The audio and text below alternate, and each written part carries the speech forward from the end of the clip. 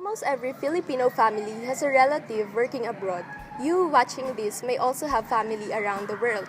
Overseas Filipino workers are Filipinos who have gone abroad to pursue employment. They are still Filipino citizens and they give to the country through remittances.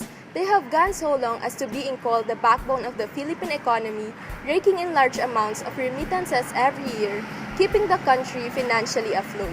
OFWs have been repeatedly called Bagong Bayani by the Philippine government, emphasizing the diligence of hard work of Filipinos in showing their competency and flexibility towards work. This image of the OFW is empowered in many aspects of pop culture, such as in TV advertisements and popular teleseryes such as On the Wings of Love and The Story of Us. However, the Bagong Bayani campaign only succeeds in masking the depressing state that our fellow countrymen experience in foreign lands. These, among others, are the problems that OFWs face around the world and why they dare to face it. Watch on to find out the problems of the OFWs that our next president has to encounter and solve.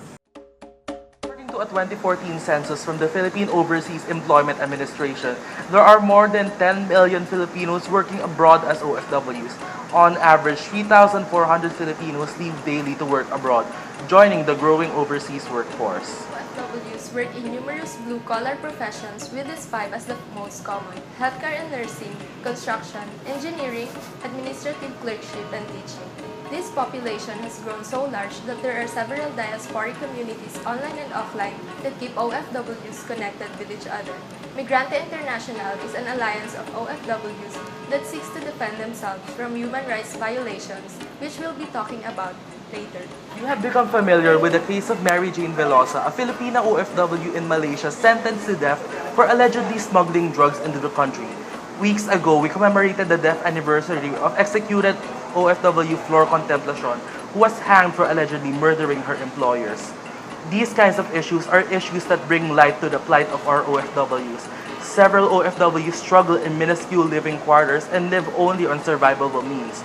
Aside from that, OFWs face discrimination from their employers, not to mention the uncountable number of rape and murder cases that have victimized our countrymen abroad.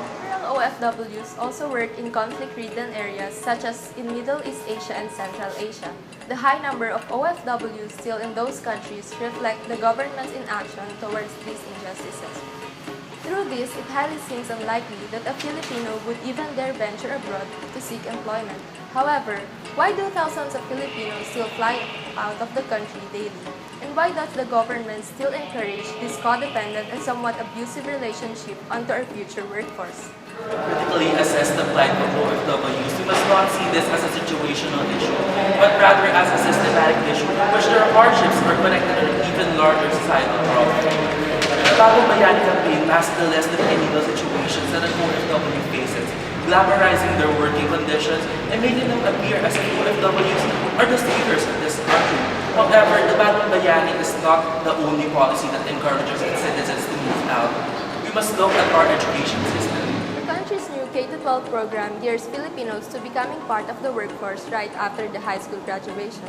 This makes tertiary education optional, effectively shortening the waiting time for the foreign employers to obtain their labor export. Here in the university, we are experiencing a reform in our general education program, shortening our required 45 units to a minimum 21. This allows for colleges to focus more on preparing students to work in the industry as professionals and giving low priority to the academia. Many schools have banned the use of our national language in public, enforcing English-only policies that penalize people for speaking Filipino. We have been lauded for being the best in speaking business English throughout the world.